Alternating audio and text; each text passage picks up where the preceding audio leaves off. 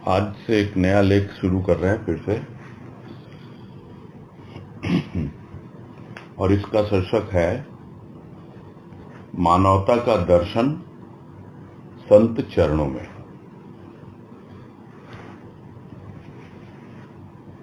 और इस लेख का शीर्षक पढ़ते ही जो पहला लेख जो हमने लिया था इस पुस्तक से, जिसमें था कि मानव जीवन की सार्थकता, तो जो टॉपिक है लगता है उससे मिलता जुलता ही होगा, क्योंकि मानव जीवन की सार्थकता उसी में है जो मानवता को समझ पाए, और जो मानवता को समझने का प्रयास करता है और यदि उसे समझ में नहीं आता है तो वो संत की शरण में आता है, संत के चरणों में बैठता है, और तब उसे मानवता का दर्शन होता है। यानी धीरे धीरे वो अपने मानव जीवन को सार्थक बनाने का प्रयास करता है। तो इसी तरह का कुछ भाव समझ में आ रहा है इस लेख के शीर्षक को पढ़ के, कि जब तक संत के चरणों में नहीं आता प्राणी, जब तक उसकी शरण नहीं लेता, तब तक उसे जो मानव का जन्म मिला है किस प्रकार उसे सार्थक किया जाए और किस प्रकार मानवता क्या होती है उसे समझे, और किस प्रकार उस मानवता का अनुभव करे और उसका दर्शन यानी पूरी तरह उसको समझ ले, जान ले, पहचान ले, यह संत के चरणों में ही आने के पश्चात होता है। तो शुरू करते हैं लेख। इसमें कहा राजमा ने कि यदि कहा जाए कि संत ही मानव जीवन का उपभोग करते हैं, अन्य तो यूं ही जीवन लेकर मृत्यु के मुख में चले जाते हैं, तो अतिशयोक्ति नहीं। संत ही मानव शरीर धारण कर मानव जीवन की विशिष्टता को प्रकाशित कर मानवता का अलौकिक श्रृंगार करते हैं। और यहाँ पर यही बतलाने का प्रयास है कि संत भी मानव ही होते हैं, किंतु वो वास्तव में मानव जीवन का पूरी तरह उपभोग करते हैं। यानी जिस वजह से उनको ये मानव का शरीर मिला है, ये मानव का जीवन मिला है, उसको समझते हुए, जानते हुए और किस प्रकार इस जीवन को व्यतीत करना है, तब वो मानव जीवन की जो भी सार्थकता है उसको अपना के चलते हैं, और इस मानव जीवन में जो कुछ भी निरर्थक है उसका त्याग करते हुए, उससे बचते हुए आगे निकलते हैं। और इस तरह इस मानव जीवन का पूरी तरह वो आनंद उठाते हैं और इसका उपभोग करते हैं। और बाकी दूसरे तो ऐसे ही हैं जिनका जन्म भी होता है मानव के रूप में और जिनकी मृत्यु भी हो जाती है मानव के रूप में, किंतु वो मानव जीवन को समझ ही नहीं पाते। अब किस प्रकार का जीवन उन्होंने व्यतीत किया है मानव होने के बाद भी, क्या उन्होंने पशुवत जीवन व्यतीत किया है, क्या उन्होंने और जो कुछ करते आए इतर योनियों में यानी नीचे की योनियों में, क्या है वो बहुत कॉमनली कहा जाता है प्रायः कि वो आहार, निद्रा, भय, मैथुन, ये जो चार चीजें हैं ये हर योनि में लगी रहती है। आहार यानी खाना पीना, भय यानी भयभीत होना, निद्रा यानी सोना, और मैथुन यानी अपनी संतति के लिए, परिवार चलाने के लिए आगे हमेशा उत्सुक रहना। तो यह जो चार चीजें हैं ये प्रत्येक योनि में होती है, चाहे वो पशु योनि हो, पक्षी योनि हो, या उससे भी नीचे की कैसी भी योनि हो।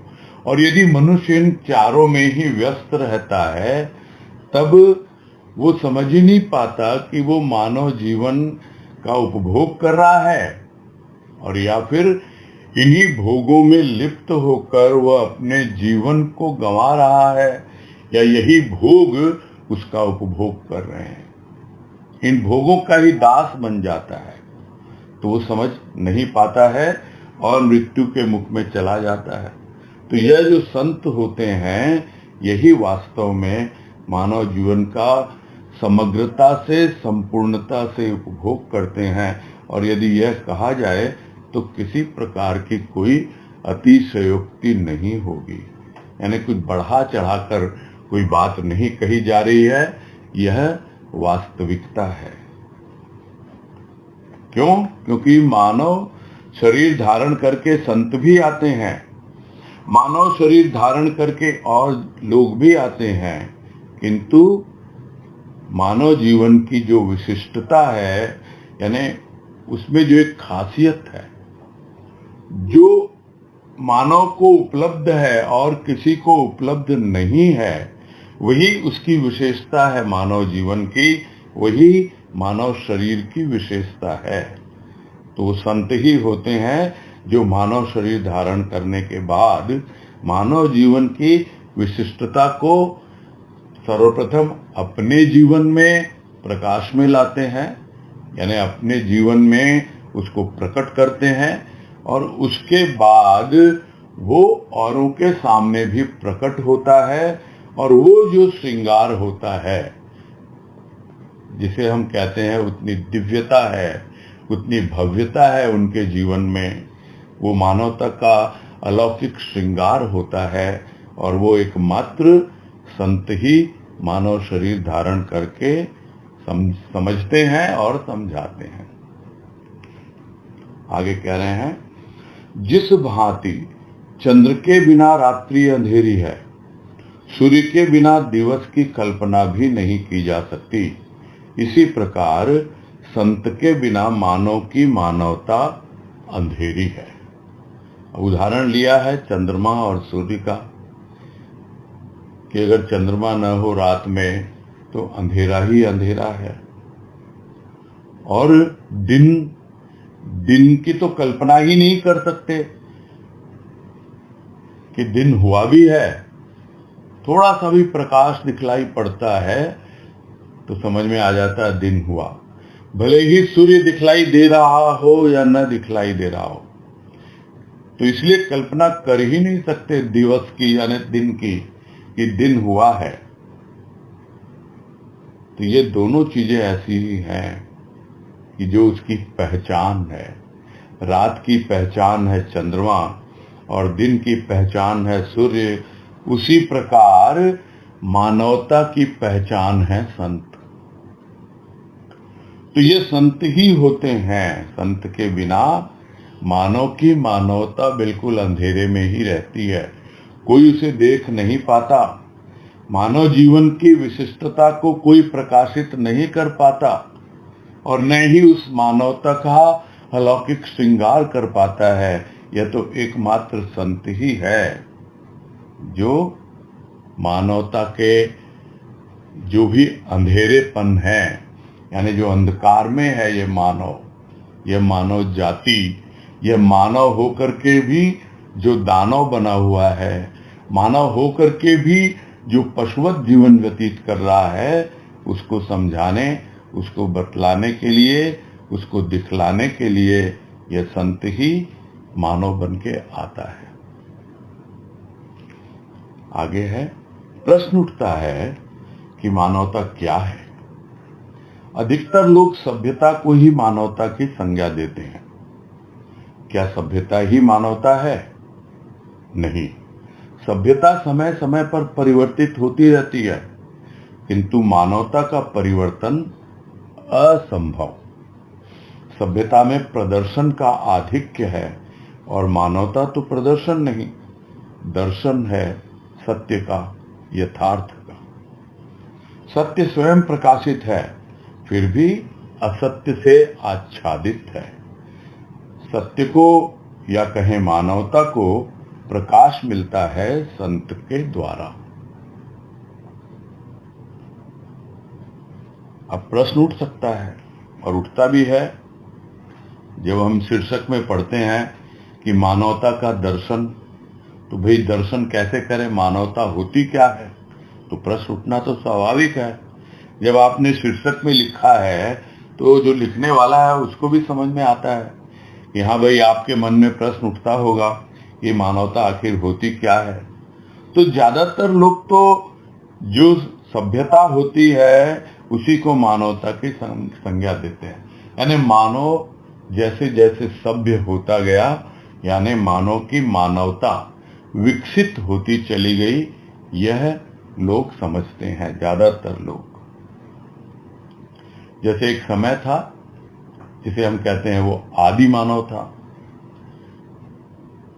जो जंगलों में रहता था, पेड़ पत्ते ही उसके वस्त्र हुआ करते थे, उसी की छाल पहनता था, पत्तों से ढकता था और जैसे तैसे कंद मूल फल या कुछ जानवरों का मांस खाके अपना जीवन व्यतीत करता था। धीरे धीरे सभ्यता आगे बढ़ी, यानी मानव का रूप बदलता चला गया, उसका रहन सहन बदलता चला गया, और यह आज भी जारी है, कंटिन्यूड है। और लोग इसी को समझते हैं कि यह मानवता है।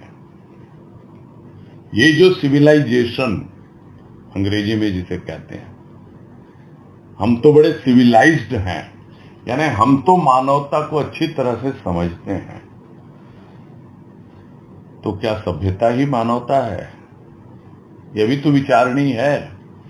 क्या जो सिविलाइज्ड है, जो अपने आप को सभ्य कहता है, वो वास्तव में क्या मानव है?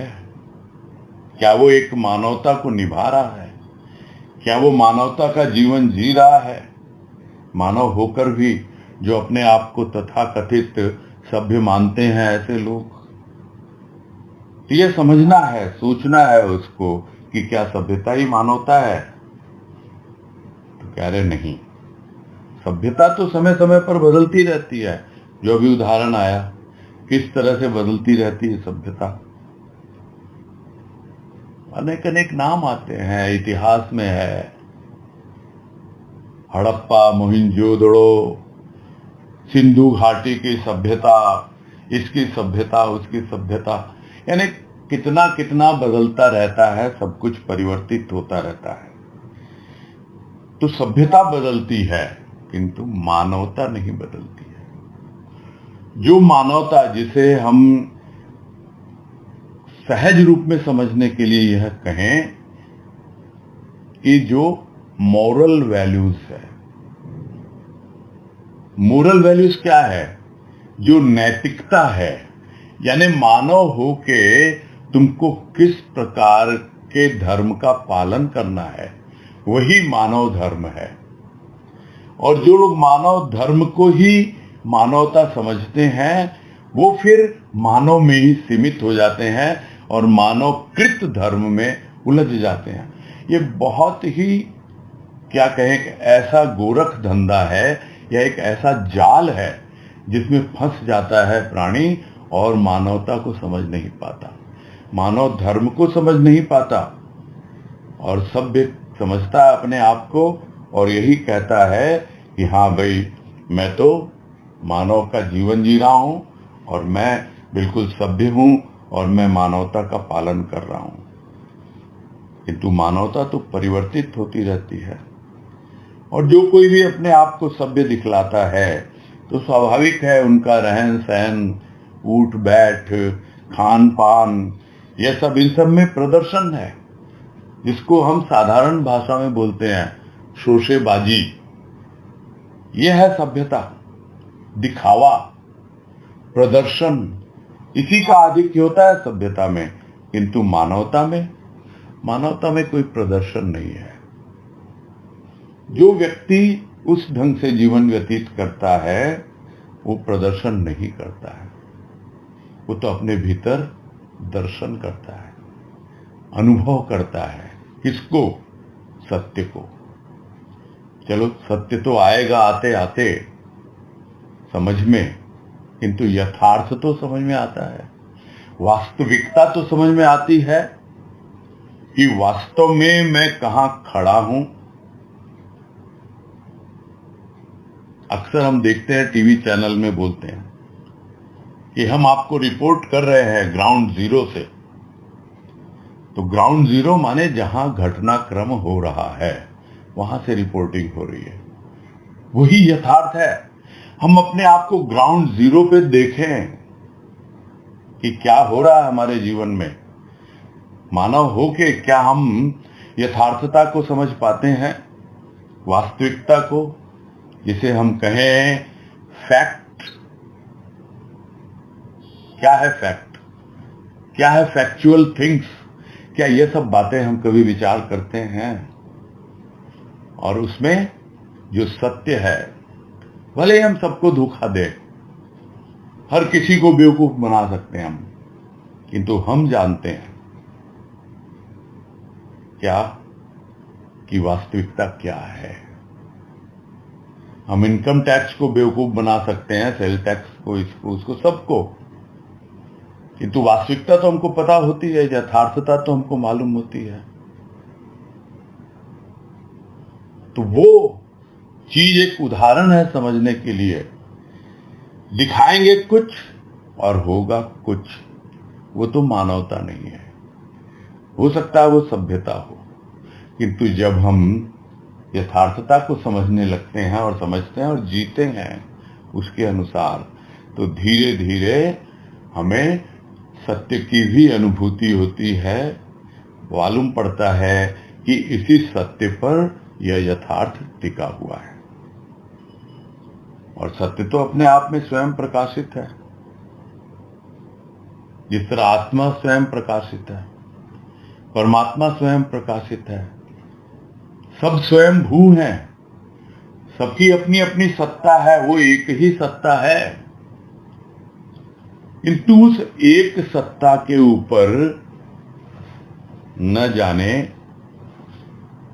कितना छत्ता है, क्या क्या छाया हुआ उस पर, कितनी उसके ऊपर परछाई है, कितने कितने असत्य रूपों में वो ढका हुआ है। और यही परेशानी है, और कुछ नहीं है।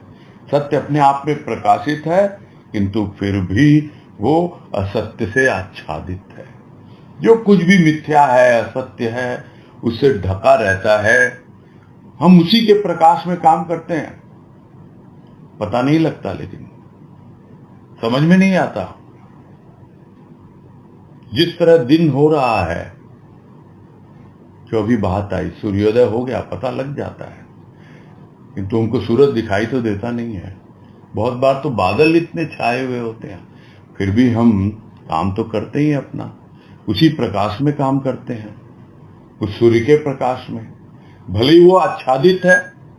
उसी तरह सत्य के प्रकाश में ही हमारा जीवन व्यतीत होता है, किंतु हम यथार्थता को जानते नहीं, समझ नहीं पाते। क्यों? क्योंकि वह सत्य जो है असत्य से आच्छादित है। अब उस सत्य को कहा जाए या मानवता को कहा जाए, कौन प्रकट करता है? कौन उन आवरणों को छिन्न भिन्न करता है जिससे वो सत्य आच्छादित है?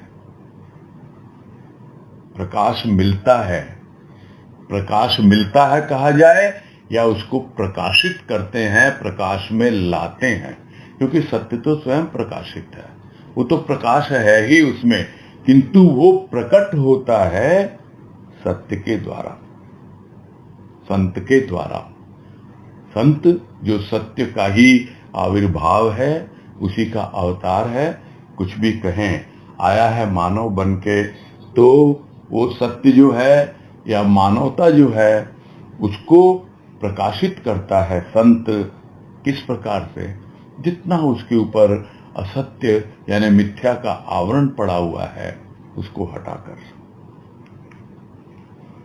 आगे कह रहे हैं, जीवन में वायु के प्रवाह की, सूर्य के प्रकाश की, पृथ्वी के आधार की आवश्यकता है। इसी प्रकार मनुष्य जीवन संतों की अनुकंपा की अपेक्षा करता है। मानव जीवन धारण कर जो सत्य स्वरूप को विकसित कर सके, जिसकी भावना संस्कृति के निम्न प्रवाह के साथ प्रवाहित न होकर पर ब्रह्म के ऊर्ध्वमुखी आकाश को छूने की आकांक्षा के हेतु अपने जीवन को समर्पित कर मनुष्य जीवन को सार्थक बना प्राणी मात्र को जीवन की सार्थकता का संदेश दे, वही संत। कहने को तो एक वाक्य है ये, कितनी सारी लाइनें हैं, 1 2 3 4 5 लाइनों में ये एक वाक्य पूरा हुआ है। समझेंगे, इसको समझने का प्रयास करेंगे। पहले यह समझना है कि जीवन में जो कुछ भी प्रवाहित हो रहा है, बह रहा है, वो क्या है? वो है वायु। तो मानव को जिंदा रहने के लिए, जीवित रहने के लिए उस वायु के प्रवाह की आवश्यकता है। उसी प्रकार सूर्य के प्रकाश की भी आवश्यकता है, पृथ्वी के आधार की भी आवश्यकता है। यानी पृथ्वी का आधार न मिले तो कहां खड़ा होगा, कहां बैठेगा? सूर्य का प्रकाश न मिले तो कैसे कुछ दिखलाई देगा? वायु अगर प्रवाहित न हो तो जीवन क्या टिका रहेगा? तो इस तरह यह बहुत महत्वपूर्ण है और इसके लिए चाहिए एक मानव जीवन को टिकाए रखने के लिए, जीवित रहने के लिए। तो यह तो सबको पता है कि यह चाहिए, वायु चाहिए, प्रकाश चाहिए, आधार चाहिए, किंतु यह नहीं समझता कि जब तक संतों की अनुकंपा नहीं होती तब तक यह मानव जीवन या मनुष्य का जीवन निरर्थक है। तो यह मनुष्य जीवन संतों की अनुकंपा की अपेक्षा करता है, यानी जिस चीज की प्राणी उपेक्षा कर रहा है, जिस ओर ध्यान नहीं देता, उसकी ही वास्तव में सबसे ज्यादा अपेक्षा है, यानी उसकी नेसेसिटी है, उसकी आवश्यकता है। यानी मनुष्य जीवन में संत की कृपा की बहुत ज्यादा आवश्यकता है। कितनी ज्यादा? जिस प्रकार जीवन को टिकाए रखने के लिए हवा चाहिए, सूर्य का प्रकाश चाहिए, पृथ्वी का आधार चाहिए, उसी प्रकार संत की कृपा भी चाहिए। यह बात जब तक समझ में नहीं आती मानव को, तब तक वो समझ ही नहीं पाएगा कि जो मानव जीवन उसने धारण किया है उसका कैसे विकास हो। वो कौन समझाता है? वो समझाता है संत, कि मानव जीवन धारण कर लिया, तुम्हारे भीतर ही वो सत्य स्वरूप परमात्मा वो छिपा हुआ है, उसको प्रकाश में लाना है, उसको विकसित करना है। जो भी तुम्हारा इनर डेवलपमेंट होना है उसको होना है। यह कौन बतलाता है? संत बतलाता है। और जिसकी भावना संस्कृति के निम्न प्रवाह के साथ प्रवाहित नहीं होती है, यानी जो एक मानव संस्कृति के नाम पर, सिविलाइजेशन के नाम पर, सभ्यता के नाम पर जो लोग कहते हैं यही है आज की संस्कृति, यही आज का कल्चर, और उसी के ऊपर बात करते हैं। लोग बात करते हैं हिंदू संस्कृति, मुस्लिम संस्कृति, मानव संस्कृति की कोई बात नहीं करता। अरे मानव जीवन धारण किया है और तुम्हारी संस्कृति यदि निम्न भाव में प्रवाहित हो रही है तो ऊपर कैसे उठेगा प्राणी? तो जिसकी भावना संस्कृति के निम्न प्रवाह के साथ प्रवाहित न हो, बल्कि पर ब्रह्म के साथ ऊर्ध्वमुखी आकाश को छूने की आकांक्षा हो जिसके जीवन में, तो उसके हेतु, यानी उसके लिए क्या करोगे भाई? तुम अपने जीवन को समर्पित कर दो। क्यों? क्योंकि संत ने भी इसी प्रकार अपने जीवन को पूरी तरह समर्पित कर दिया। उसकी भावना निम्न प्रवाह के साथ नहीं चली संस्कृति के, उसकी भावना तो परब्रह्म के ऊर्ध्वमुखी यानी ऊपर की ओर, आकाश की ओर उठने के लिए उसको छूने की आकांक्षा लेकर चले और अपने जीवन को समर्पित किया। और हम भी उसी राह पर चलें। और इतना ही नहीं किया, संत ने मनुष्य जीवन को सार्थक बनाया।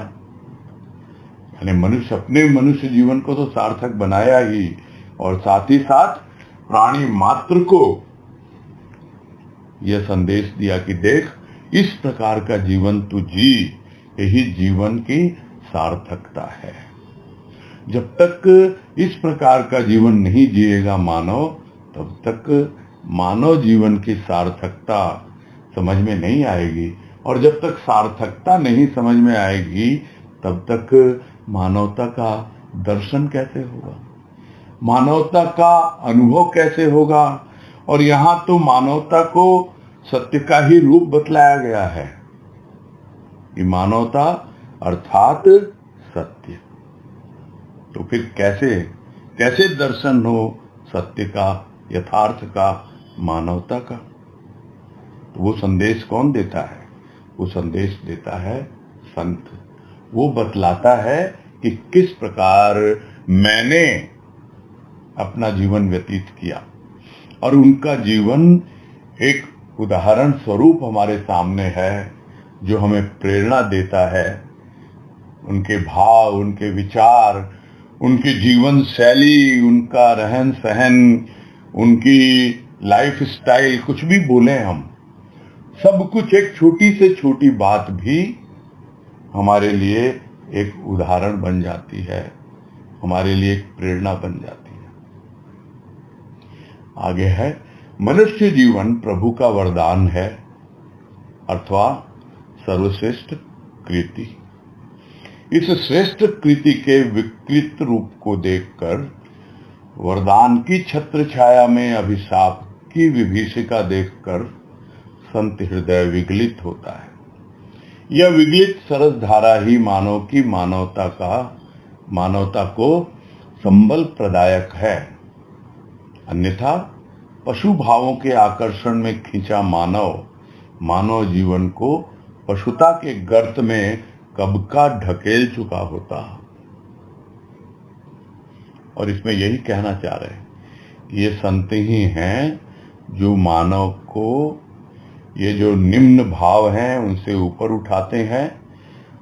जो पशुवत जीवन जिसकी ओर आकर्षित होता हुआ चला जाता है प्राणी, और न जाने कौन से गड्ढे में गिर चुका होता अब तक, उसको ऊपर कौन उठाता है? ऊपर उठाता है संत।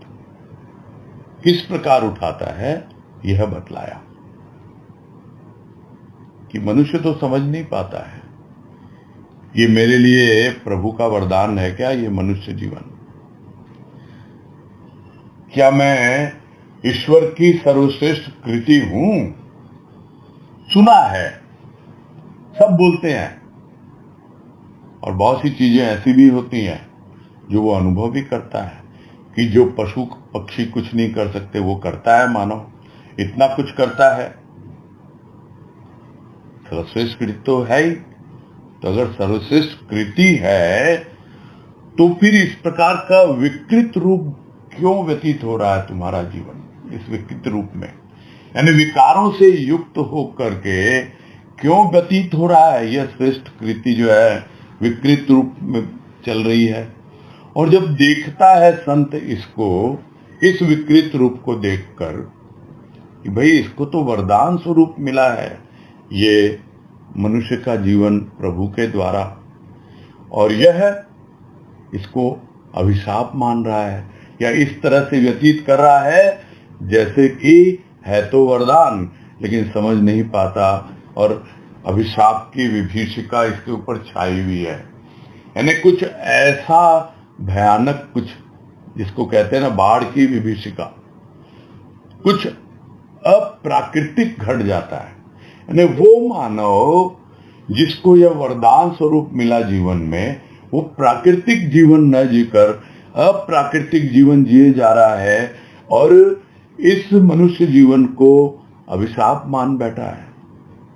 और यह जब देखता है संत का हृदय, तो वो पूरी तरह से पिघल जाता है और वो विगलित होकर के एक ऐसी मानव कल्याण की भावना उनके भीतर उमड़ती है।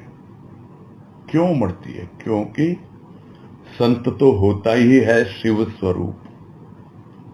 वो शिव स्वरूप जो ऊर्ध्वमुखी है, जो पर ब्रह्म का ही प्रतिरूप है, जो आकाश को पूरी तरह से लांघ चुका है, वो शिव।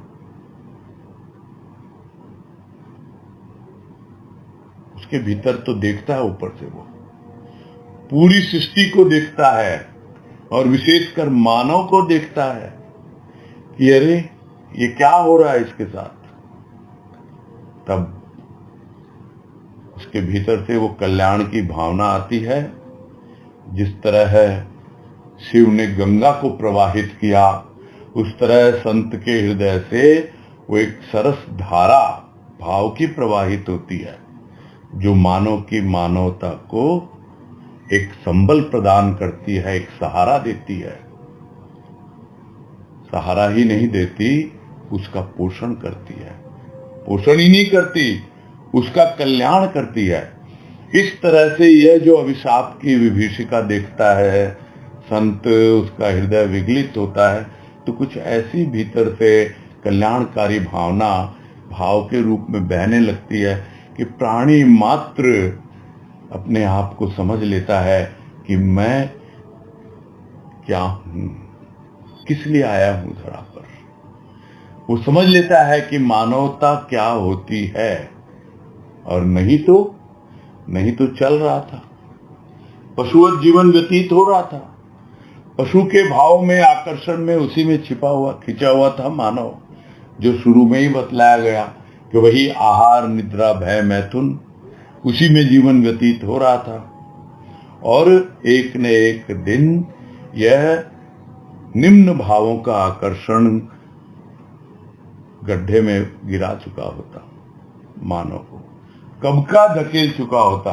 यह तो संत है जो बार बार उसे इन निम्न विचारों से, भावों से बाहर निकालता है और समझाता है कि देख मानवता क्या होती है, यथार्थता क्या होती है। अब तो अपने जीवन में सत्य को समझ और सत्य मार्ग पर आगे बढ़।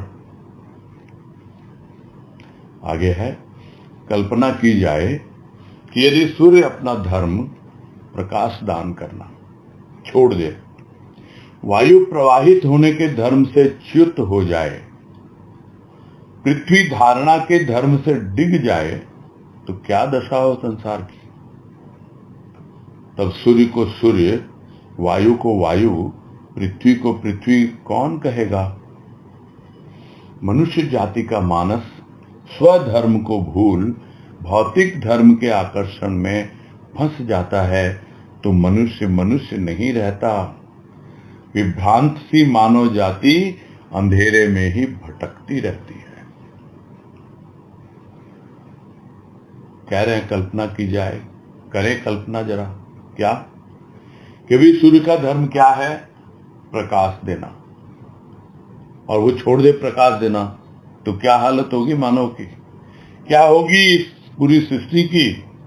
उसी तरह वायु यदि अपने धर्म से हट जाए, यानी जो धर्म है उसका, वायु का बहना, प्रवाहित होना, तो कैसे रहेगा जीवन। और पृथ्वी यदि धारण न करे, अपने आधार न दे किसी को, उससे डिग जाए, तो इस संसार की क्या अवस्था होगी, जरा कल्पना करके देखें। तो फिर स्वाभाविक है, सूर्य को सूर्य कोई नहीं कहेगा, वायु को वायु कोई नहीं कहेगा, पृथ्वी को पृथ्वी कोई नहीं कहेगा। और यह एक मनुष्य है जो अपना धर्म समझता ही नहीं कि मानव धर्म क्या है मेरा। तो क्या वो मानव कहलाने के काबिल है। तो ये मनुष्य जाति का जो मानस स्वधर्म है, यानी क्या एक मानव धर्म है, एक मानव का अपना क्या धर्म होना चाहिए या है, उसकी बिल्कुल भी स्मृति नहीं है। भूल चुका है अच्छी तरह से, न जाने कितने जन्म जन्मांतरों से इसी तरह आता है, पशुवत जीवन व्यतीत करता है, चला जाता है। अब पता नहीं दोबारा मानव बन के आएगा भी या नहीं आएगा, लेकिन जो भी आते हैं समझ नहीं पाते हैं, उसको भूल चुकता है वो, और इतना भूल जाता है कि जो भौतिक जीवन है उसका, भौतिकता का जो धर्म है यानी स्थूल जीवन जो है, उसी के आकर्षण में फंस जाता है। और जब उसके आकर्षण में फंसकर वो अपना जीवन व्यतीत करता है, तो भले ही वो अपने आप को सभ्य कहे, भले ही कहे कि मैं तो सभ्यता का पालन कर रहा हूं, किंतु वास्तव में मानवता का पालन तो वो नहीं कर रहा है, क्योंकि वो भौतिक चीजों के, भौतिक धर्म के आकर्षण में ही फंसा हुआ है। जो स्थूल में है, ऊपरी ऊपरी कर्म कांड है, ज्यादा से ज्यादा धर्म के नाम पे वो कर लेता है। वो मनुष्य मनुष्य नहीं रहता, यही कह रहे हैं हम। और एकदम भटकता रहता है पूरा अंधेरे में। विभ्रांत सी मानव जाति, विभ्रांत जो होता है कुछ इस तरह से कंफ्यूज रहता है, गोल गोल चक्कर घेरे में ही घूमता रहता है वो। और वो घेरा इतना घना होता है, उसमें अंधेरा। तो एक है घेरा और ऊपर से है अंधेरा। तो क्या हो मानव जाति का, कौन प्रकाश देगा? तो वही तो पहले बतलाया ना, कि वही तो ढका हुआ है असत्य से, वही तो ढका हुआ है भौतिकता से। उस आध्यात्मिकता को, उस मानवता को, उस यथार्थता को, उस सत्य को कौन कौन आगे बढ़ाएगा? वो एकमात्र संत ही है जो इस विभ्रांत सी मानव जाति को अंधेरे में भटकने से रोकती है, सही मार्गदर्शन करती है, प्रकाश दिखलाती है।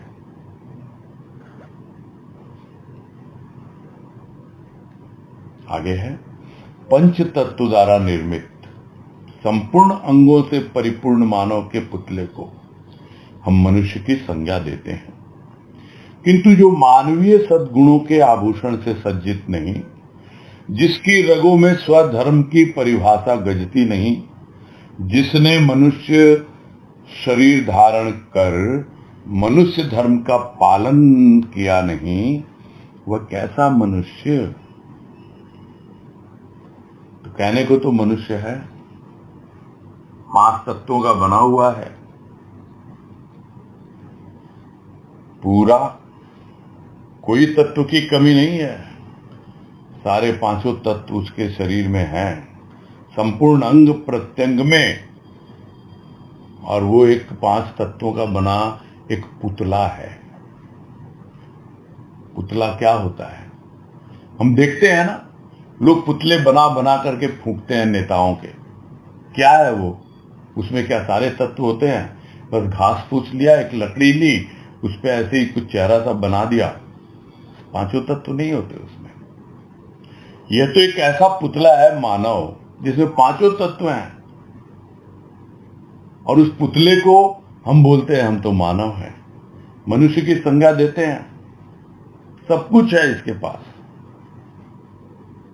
तो 5 तत्व तो हैं स्थूल के, किंतु जो भीतर सूक्ष्म में जो मानवीय सद्गुण होने चाहिए, जो एक मानव की पहचान है, वो उससे यदि उसका अंतःकरण सजा हुआ नहीं है, सद्गुणों के आभूषण से यदि वो सज्जित नहीं है, और इतना ही नहीं, जिसकी रगों में स्वधर्म की परिभाषा, यानी उसको समझ में ही नहीं आया स्वधर्म क्या है, मेरा क्या धर्म है, मानव का क्या धर्म है, वो ज्यादा से ज्यादा मानवकृत धर्म को मानव धर्म मान लेता है।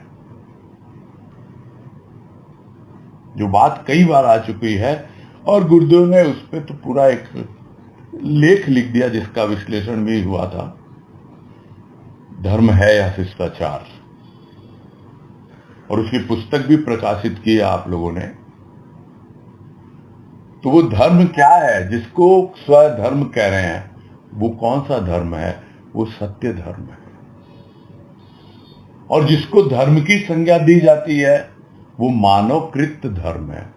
यह मानव का स्वधर्म यानी सत्य धर्म, और मानवकृत धर्म यानी जो मानव के द्वारा बनाया गया हो। जैसे जैन धर्म, बौद्ध धर्म, मुस्लिम धर्म, ईसाई धर्म, ये सब मानव के द्वारा बनाए हुए हैं। ईसा मसीह द्वारा, बुद्ध के द्वारा, ये सब बातें हमको पता है। तो स्वधर्म को पहचाने, उसकी क्या परिभाषा हो सकती है, जबकि वो अपना स्वधर्म हमारे रग रग में रक्त की तरह प्रवाहित हो रहा है। तो परिभाषा गजती नहीं, यहां भावार्थ इतना ही है कि वो परिभाषा हो सकता है थोड़ी बहुत बुद्धि में आ गई हो कि हाँ, इस तरह से मुझे अपने स्वधर्म का पालन करना है, मैं मानव हूं, मुझे ऐसा चाहिए, किंतु अभी तो भीतर ही नहीं पहुंचा। ये तो पुतला बना हुआ है, अभी अंदर प्रवेश ही नहीं किया। अंदर प्रवेश करेगा वो स्वधर्म, तब तो जाएगा ना हृदय तक, तब तो रग रग में रक्त की तरह प्रवाहित होगा वो। तो वो अवस्था जब तक नहीं बनती है, और फिर भी मनुष्य शरीर का धारण तो कर लिया मनुष्य शरीर को, फिर भी मानव धर्म का पालन नहीं कर रहा है, तो क्या उसको मनुष्य कहा जाए? क्या कैसा मनुष्य है ये?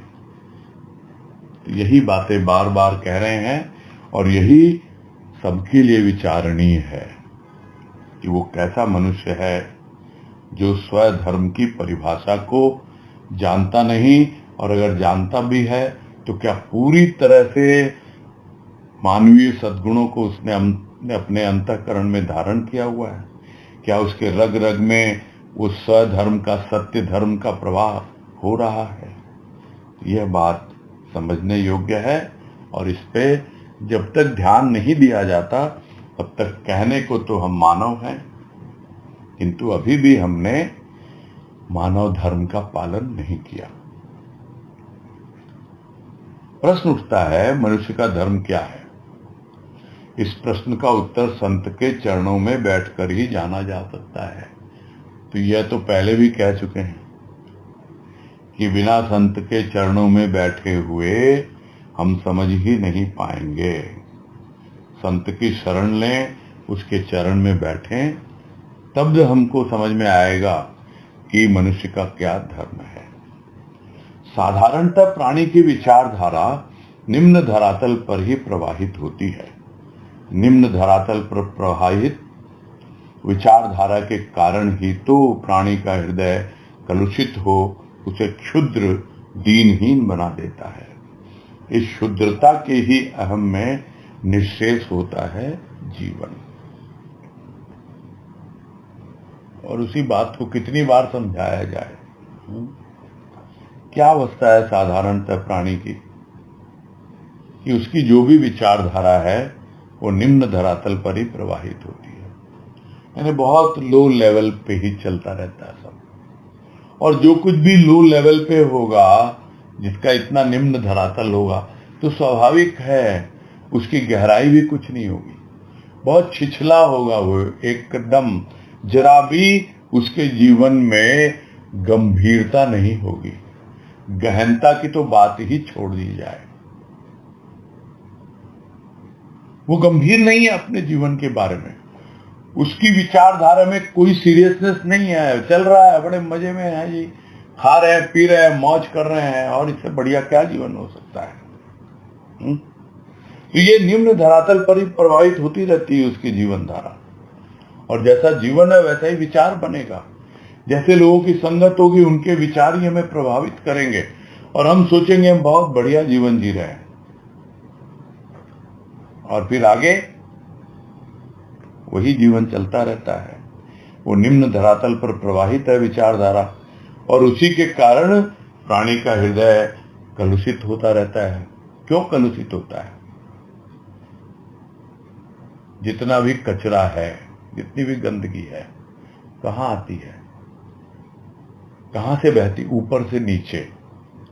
निम्न विचारधारा है तो इधर उधर कहीं पे भी कुछ होगी जो गंदगी, वो सीधी आके गड्ढे में ही आती है, इकट्ठी होती है। वो निम्न विचारधारा तैयार बैठी रहती है, अपने अपने गड्ढे बना के बैठे हैं सब, और इकट्ठा करते रहते हैं वही उल्टे सीधे विचारों को जो बिल्कुल लो लेवल के हैं, और उसका हृदय पूरी तरह विकारों से भर जाता है, कलुषित हो जाता है, और उसका जीवन क्या हो जाता है, बिल्कुल क्षुद्रता में जीता है। बहुत से संतों ने तो यह भी कहा है कि वो गड्ढे में है, जिस तरह नाली का कीड़ा बिलबिलाता रहता है, उसी प्रकार का जीवन निम्न धरातल में जीने वाले लोग जीते हैं। पूरी तरह दीनहीन बना रहता है, और यह जो क्षुद्रता है फिर भी अपने आप को समझता है कि मैं बहुत कुछ हूं। कुएं का मेंढक, सुनी होगी हमने वो कहानी। एक कुएं में है, बाहर कोई मेंढक आता है, बोलता देख ऐसा होता है, बाहर कितना खुला है, ये है।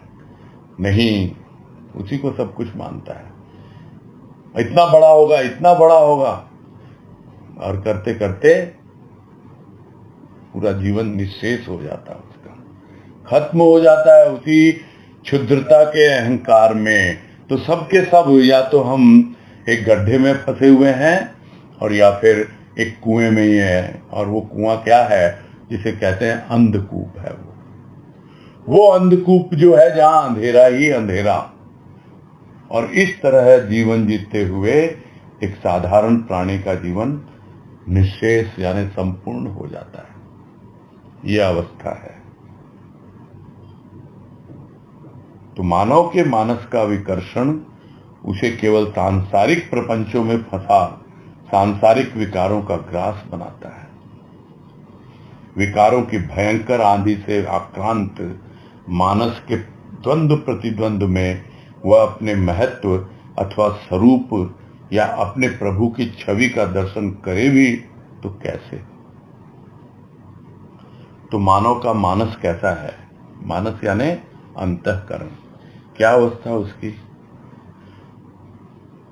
उसके भीतर जिसका आकर्षण होना चाहिए था, जिस आकर्षण की अपेक्षा है उसके जीवन में, वो आकर्षण तो है नहीं, बल्कि उससे विकर्षण है, यानी विपरीत दिशा में आकर्षण है।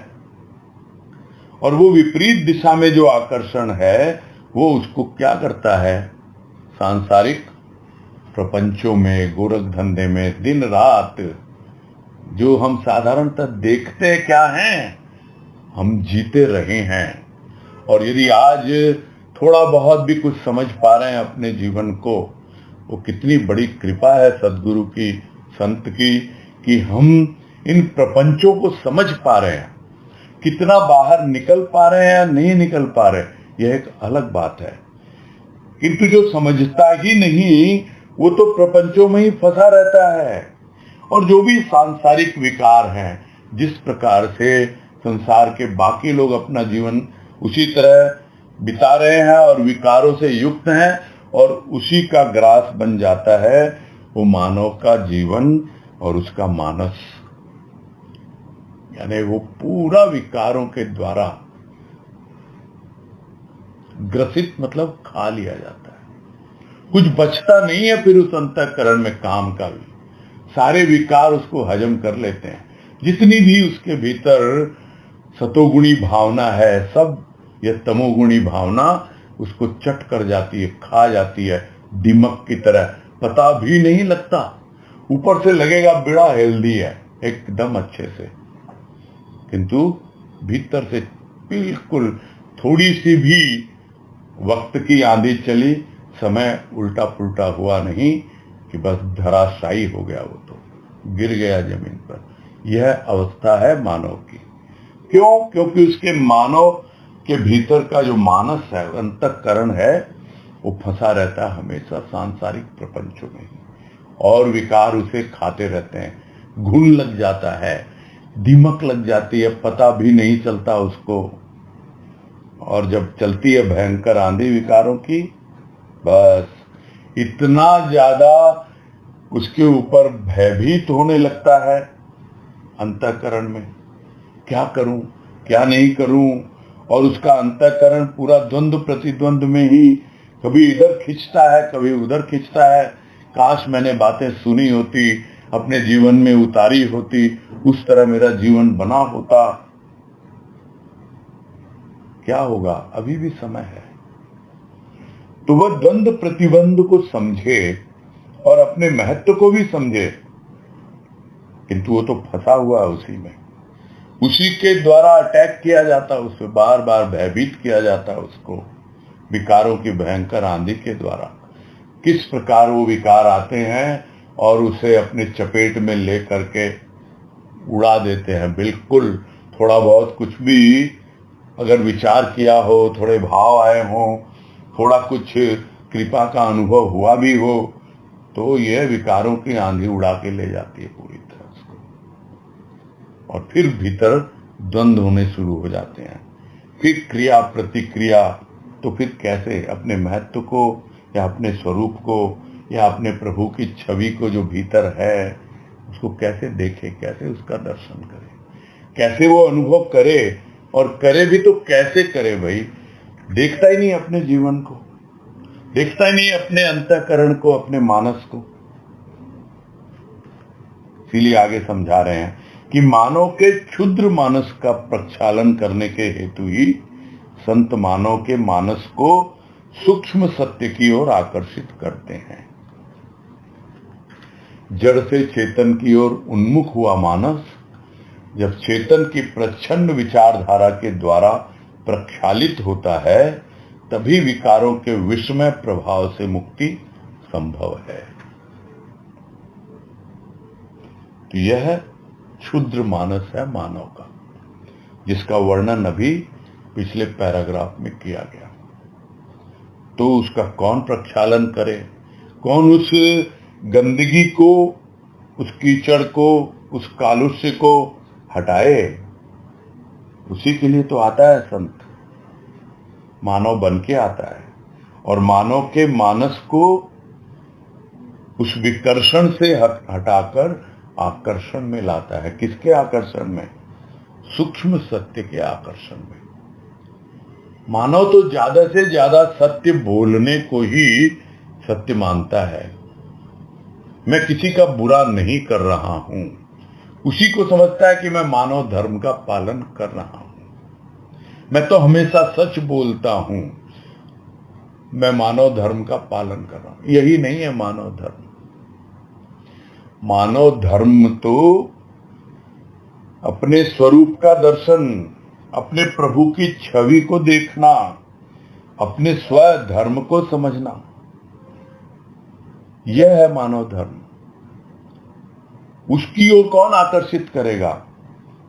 वही तो सूक्ष्म सत्य है, और उसकी ओर आकर्षित करता है संत। और इतना ही नहीं, वो जड़ से चेतन की ओर ले जाता है। यानी जो हमेशा जड़ता में रहता है, स्थूल के भावों में, पूरी तरह भौतिकता में ही रमा रहता है, उसके भीतर आध्यात्मिकता की जागृति करता है, जड़ से चेतन की ओर उन्मुख करता है, यानी उस ओर बढ़ाता है उसको। और उसका मानस धीरे धीरे जो संत के भीतर चेतन की विचारधारा प्रवाहित हो रही है, उससे उसका संपर्क होता है। यानी दोनों की विचारधारा मिलती है, दोनों का संपर्क होता है, और उसे पता भी नहीं लगता कि किस प्रकार से उस संत की जो विचारधारा है वो बिल्कुल प्रच्छन्न रूप से, यानी छिपे हुए गुपचुप तरीके से उसके भीतर भी बहने लगती है। और जब वो बहने लगती है, तब अपने आप ही उसके विकारों का प्रक्षालन हो जाता है, और उसका जो विस्मय प्रभाव है, यानी विष के समान वो जो विकार हैं, उसके प्रभाव से उसकी मुक्ति संभव हो पाती है। अन्यथा उनसे छुटकारा नहीं मिल सकता है। तो छुटकारा पाने का तरीका क्या है? एकमात्र संत की शरण में आना और संत के जो भी भाव विचार हैं उससे जुड़ना, और उसकी जो भी विचारधारा है जो प्रवाहित हो रही है, भाव धारा, वो भीतर में धीरे धीरे बहने लगती है। और जो भी विकारों के द्वारा, विषयों के द्वारा जो भी जहरीला प्रभाव, विस्मय प्रभाव जो होता है, उससे अपने आप ही धीरे धीरे छुटकारा मिलने लगता है मानव को। यही एकमात्र तरीका है जो मानव अपनी मानवता का अनुभव कर पाए, मानव उस सूक्ष्म सत्य से परिचित हो पाए। बस यही पूरा करते हैं।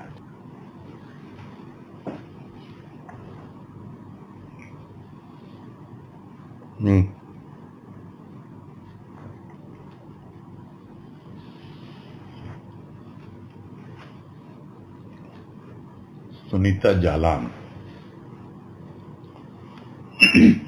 बोलिए।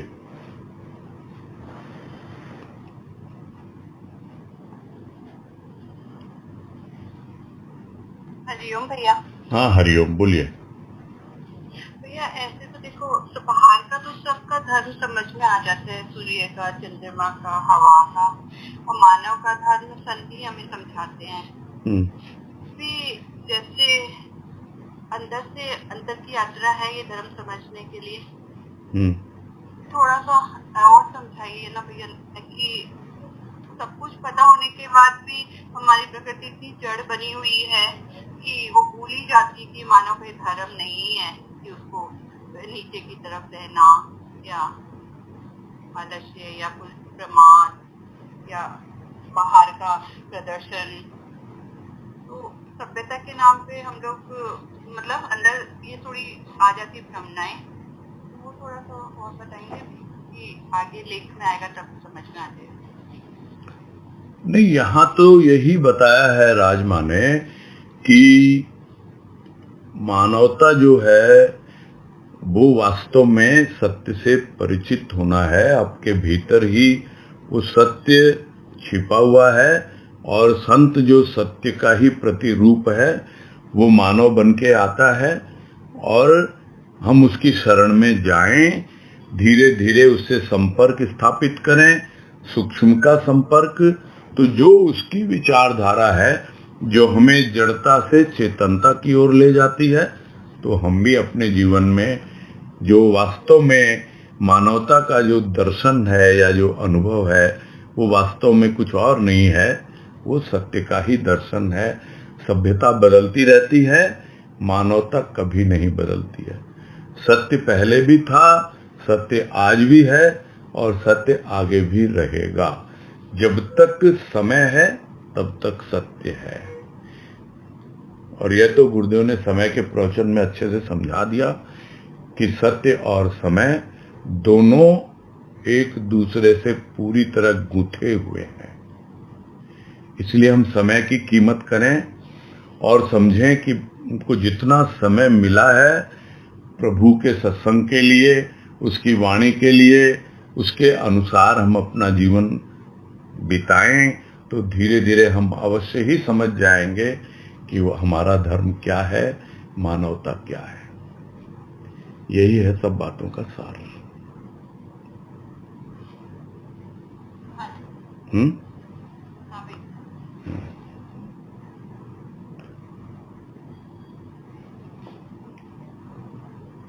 ठीक है, नहीं समझ में आ रहा है कि